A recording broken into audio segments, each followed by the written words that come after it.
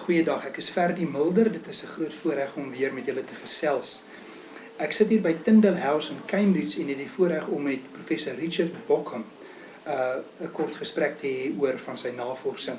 En ek wil dit graag met julle daar in Suid-Afrika deel. Professor Bauckham, it's a great privilege to have just a few minutes to talk to you about your work. Just to sketch the context for some of my South African friends. I just checked out this morning, you've got about 271 published essays and articles, published more than 21 books, co-edited more than 4, edited more than 7. It's a great privilege to have a few words with you. Primarily, I think in South Africa we've been bombarded with your traditional historical critical work. We've had Crossum and people like Spong, van Aarde on the historical Jesus. And your book takes a completely different line. And I was struck by when I read it. And this one quote, in a sense, set up the agenda when you say, must we settle for trusting the Gospels for our access to the Jesus in whom Christians believe, while leaving the historians to construct a historical Jesus based only on what they can verify for themselves by critical method? And then you say, I think there is a better way forward. Can you unpack that in a few paragraphs for us? Yes. I mean, basically what I'm doing in the book is to try to replace the form-critical view of how the gospel traditions reached the evangelists. I think there are lots of reasons which other people have argued for saying that form criticism got it wrong.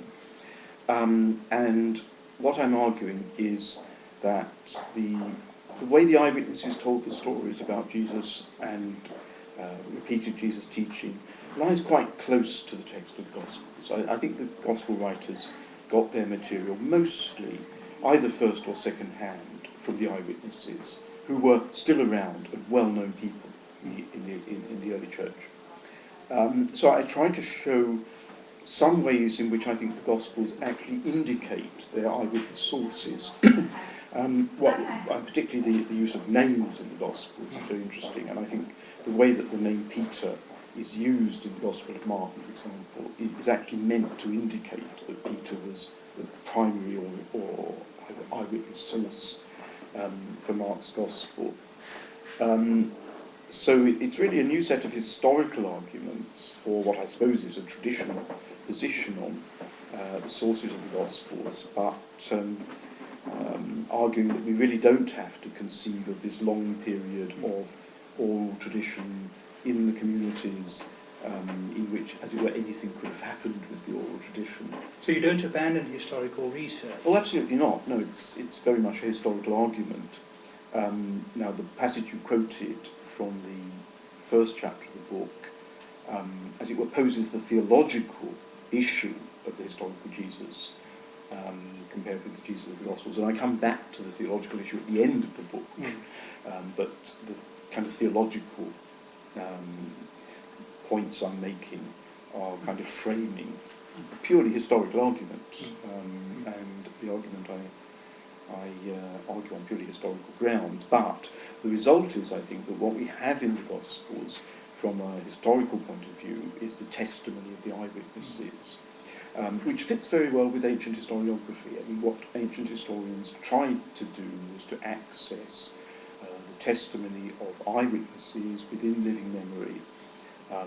And what they valued was the, as it were, insider position of eyewitnesses, that they had been there and could tell you what was going on in the events from the inside, from a position of being involved in them. So that, I think, is what we've got in the Gospels as far as the eyewitnesses of Jesus' life and ministry, death, resurrection is concerned. But I think it also is an appropriate theological category for reading the Gospels, because it's very similar to what apostolic testimony meant at the time when the canon was coming together in the 2nd and 3rd centuries. It's a category that can sit quite easily with theological interpretation, because all testimony is interpreted. People preserve their memories and tell their memories of events that have affected them, that have really significant events in their eyes, and in the case of the Gospel writers, it was, in a sense, the theological meaning of the events, what they said about the revelation and action of God in this part of history that concerned them, and so that comes through in their testimony, but in a way that I don't think is in conflict with testimony as a historical category. Yes, I found it quite interesting that some names which you would expect in some of the significant narratives, there's no names, and then other ones where you think it's sort of irrelevant, like Rufus and Alexander, they're there. So that's pretty much playing into this thing about the names, isn't it? Yes, yes. I think that you're making a point really about the minor characters in the Gospels, because most of the minor characters, the people who only meet Jesus on one occasion, most of them are anonymous, which is what one would expect. But sometimes you get a name like Jairus, Jairus' daughter, or Bartimaeus the beggar. And I think there are parallels to this in Greek and Roman historiography. I think the names are put there as a kind of indication that this story came from that person. They were the first to tell the story. So that accounts for some parts of the Gospels. But I think in the case of much of the Gospel material, one needs to identify. And I think the first hearers and readers would have expected there to be indications of major eyewitness sources, on the principle that you get at the beginning of the Acts of the Apostles. It's mentioned in Luke's preface that the major eyewitnesses were eyewitnesses from the beginning. In other words, they qualified, as the 12 did, but not only the 12, they qualified as eyewitnesses who had been with Jesus, as it were, from the beginning of his ministry right through. And so I think Peter fills that role in Mark's Gospel. You're quite controversial too for developing a new, fresh understanding of the Gospel of John, being much more historical, accurate, over against a long tradition of scholarship who's pretty much just said it's theological interpretation. If you can take us in just 2 minutes through that and how you bring trustworthy testimony into that, and your work on the Holocaust on that. Yeah. Okay. Well, I think that I do think. I think it's fairly clear if you compare the fourth Gospel with the Synoptics that the fourth Gospel is a much more interpretative Gospel. But I also think it is written by an eyewitness. The disciple who's called the disciple Jesus loved. And I think the only credible way of reading the last verses of the Gospel is that it is claimed to have been written by an eyewitness. I don't think he was John the son of Zebedee. I think he was another disciple of Jesus. Yes. And I do go with the tradition of late in the century. So I think it's the product of a lifetime of, as it were, reflecting on what he had witnessed as a young man during the lifetime of Jesus. But I think there's a lot of reason for thinking this, that when it comes to chronology and topography, John is much more precise in the Synoptics about those things. Yes. And again, this was a criterion for good historical writing in the ancient world. You were supposed to be precise about chronology and topography. So I think in some ways John would have looked more obviously historiography to ancient readers. And so I trust John for the record of events in Jesus' ministry.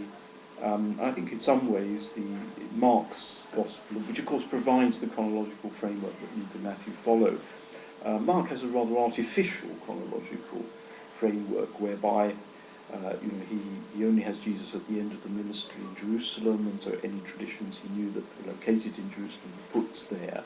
But it's a kind of simple, it's kind of pedagogical way of laying out the material in a short narrative. I think John's account of Jesus visiting Jerusalem a number of times during his ministry and engaged in a sort of escalating controversy with the temple authorities actually makes very good historical sense. And in the Holocaust is also quite interesting. Yes, I use the testimony of the Holocaust simply because I think it's an obvious case of an event that we really would have no understanding of unless we had testimony from Holocaust survivors.